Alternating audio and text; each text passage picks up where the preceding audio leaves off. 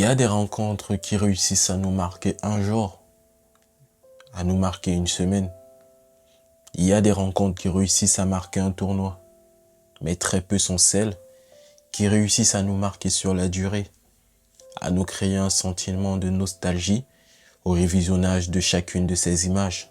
La finale de la Coupe du Monde 2022 entre la France et l'Argentine fait partie de ces rencontres-là qui, grâce à son déroulement, à son scénario, nous permet à chaque révisionnage de ces images d'avoir un sentiment nostalgique. Tant bien sur le plan des protagonistes qui étaient sur le terrain que sur le scénario que nous avons vu et aussi sur l'atmosphère qu'il y avait dans le stade. Le 18 décembre 2022, à Losail au Qatar, la planète tout entière retient son souffle. Une finale de Coupe du Monde. Argentine contre la France. Deux équipes, deux histoires, deux légendes en devenir. Sous la lumière crue des projecteurs, l'herbe paraît plus verte, le silence plus pesant.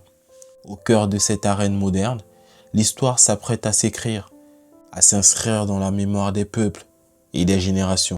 D'un côté, il y a Messi, le maestro, qui a déjà conquis le cœur du monde, auréolé de ses ballons d'or, en quête du dernier Graal manquant dans son palmarès.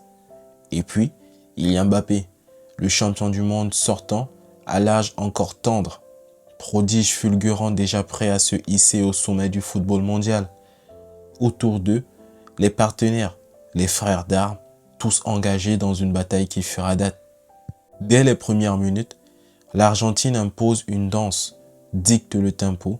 Messi, en capitaine inspiré, orchestre une partition où chaque passe est une note, chaque dribble une respiration. La France, tout juste remise de sa joute épique, semble engourdie, prise dans la toile de l'albicéleste. Puis vient la première faille, une faute dans la surface, un pénalty pour l'Argentine. Le ballon sur le point du pénalty, Messi face à Lloris. Il tire, la frappe est sûre, implacable. Le stade exulte. L'Argentine mène. Le vertige saisit les supporters français. Le temps est long et pourtant le destin des Bleus semble déjà vaciller. La France encaisse un second coup, signé Di Maria, l'ailier foudroyant. Il conclut une action collective magnifique. Une clameur argentine s'élève. Un tonnerre qui résonne aux quatre coins du monde. 2-0 à la mi-temps. La France est muette, éteinte, vacillante comme une bougie dans un courant d'air. Sur les bancs, des visages s'assombrissent. Les tricolores tentent de réagir, mais rien ne semble fonctionner. On pourrait croire le sort déjà jeté. Les minutes s'égrènent, l'horloge implacable du destin claque comme une sentence finale. Le temps s'enfuit et la France est encore à 2 buts de retard. Deschamps joue ses dernières cartes, injecte du sang neuf. Thuram, Kolo Muani, Coman, l'énergie change, les regards se durcissent. Les Bleus puisent au plus profond de leur fierté, de ce qu'il leur reste en force et en courage. Puis soudain, quelque chose se fissure dans l'armure argentine. Et c'est alors que l'impensable se produit.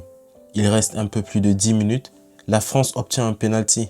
Mbappé, 23 ans, déjà champion, déjà star, s'avance. Un stade de près de 90 000 spectateurs se tait. Le monde entier retient son souffle. Le jeune prodige français frappe, son geste est précis, son regard assuré. Le ballon frôle les gants de Martinez, mais finit au fond. 2-1.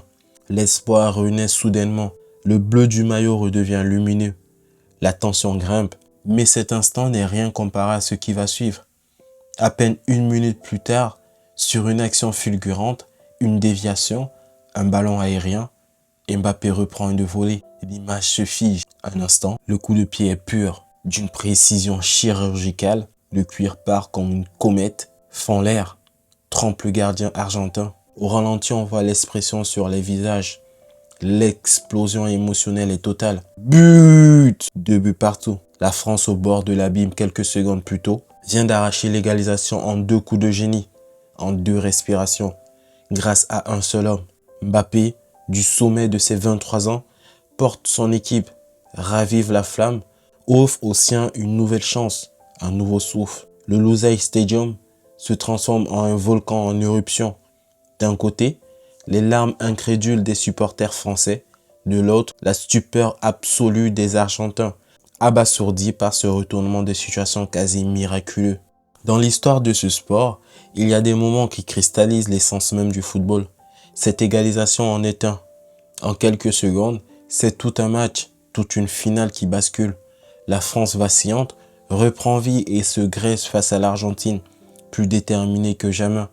Mbappé devient alors le symbole de la résilience, du refus d'abandonner, de cette volonté inébranlable d'inscrire son nom au panthéon du football. Nous sommes dans le temps additionnel de la prolongation de cette finale d'anthologie. Après l'égalisation monumentale de Mbappé à 2-2, en fin de temps réglementaire, le match a basculé dans une tension insoutenable. Les deux équipes épuisées physiquement et mentalement se livrent un combat acharné. Chaque geste, chaque passe, chaque contrôle est chargé d'une intensité folle. Le chronomètre indique plus de 108 minutes de jeu. Les joueurs commencent à sentir le poids du match dans leurs jambes. Mais l'adrénaline surpasse tout. L'Argentine tente une énième offensive. Une action confuse, une série de passes tantôt précises, tantôt un peu hasardeuses, mais toujours porteuses d'espoir. L'attaque s'organise sur le flanc droit. Un centre est repoussé dans la surface. La défense française dégage mal. Le ballon reste en zone dangereuse. Les deux équipes ne sont plus dans un schéma tactique rigide. C'est une lutte à l'instinct, un sprint final. À l'affût, Lionel Messi se tient légèrement en retrait. Il guette la trajectoire du ballon, l'œil vif, la respiration courte, mais la tête claire. Le cuir revient dans ses pieds après une première frappe contrée et un sauvetage sur la ligne.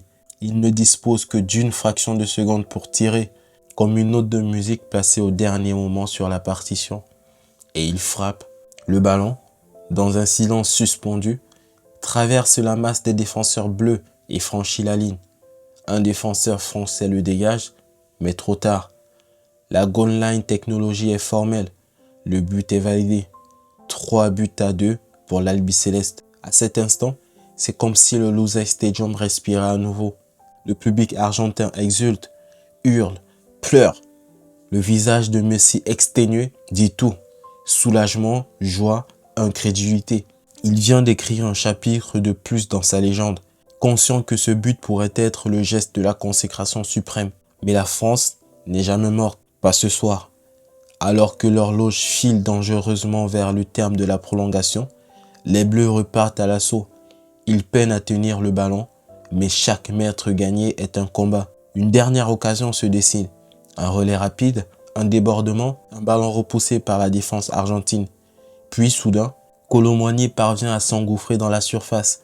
Un duel s'engage, une frappe contrée, le cuir ricoche. Un bras argentin semble effleurer le ballon. L'arbitre siffle, penalty, le doute plane, la VAR confirme. C'est le destin qui s'invite une fois de plus dans l'arène, offrant à la France une dernière chance, un dernier espoir. Mbappé se replace face au point de pénalty. Il a déjà marqué 2 fois ce soir. Son souffle est court, le cœur sans doute lourd, mais le regard déterminé.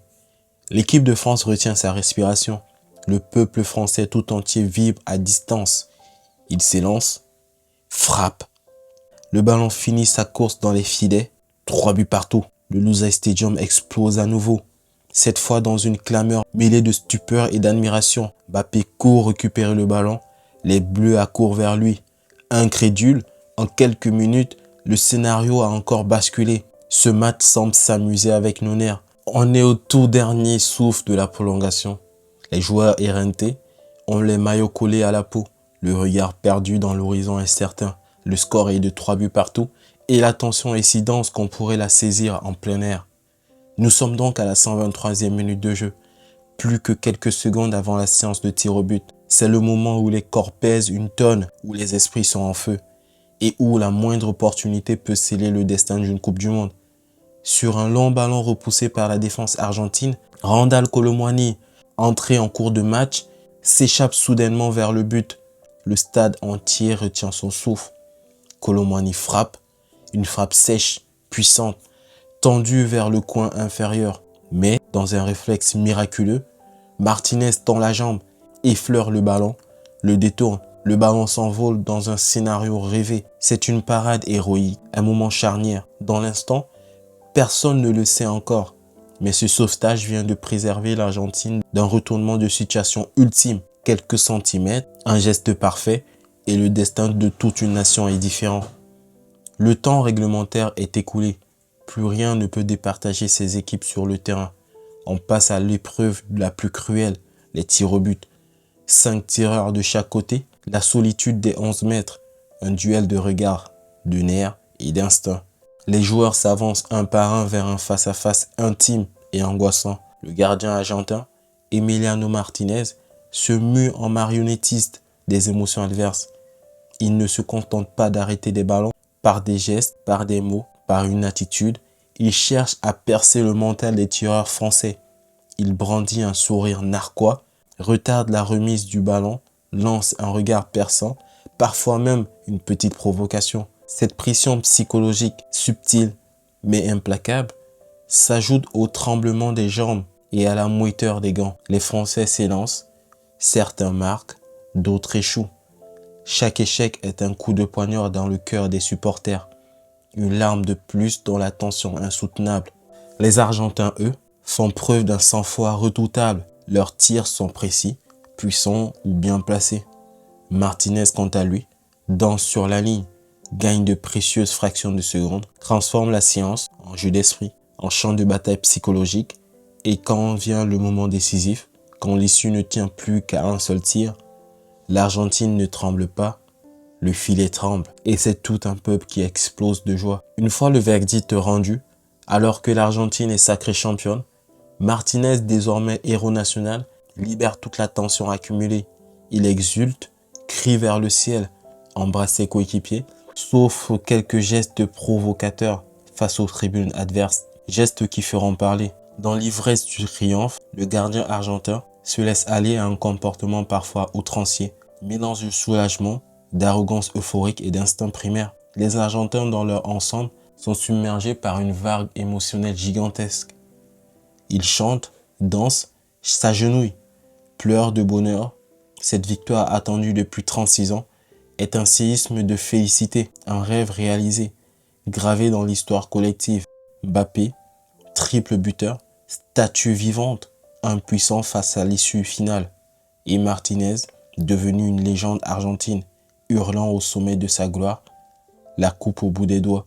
Le 18 décembre 2022 restera dans les mémoires comme l'une des plus grandes finales de l'histoire. Un spectacle total, un hymne à la grandeur de ce sport, de la détresse à l'extase, de la peur à l'espoir. Chaque seconde de cette soirée nous a rappelé pourquoi nous aimons le football. Parce qu'il est imprévisible, parce qu'il est cruel et magnifique à la fois, parce qu'il nous fait vibrer, pleurer, hurler, croire en l'impossible. Et au cœur de ce chapitre inoubliable, la fulgurance du génie de Mbappé, ce jeune champion qui, en l'espace d'une minute, a tenu en haleine des millions de cœurs et a prouvé une fois de plus que dans le football, rien n'est jamais écrit. Ce fut un plaisir de vous faire cette vidéo. Si vous l'avez appréciée, n'oubliez pas de la liker et de la partager et de mettre en commentaire si vous aussi cette finale vous a autant marqué que moi. Sur ce les amis, je vous dis de prendre soin de vous et peace la famille.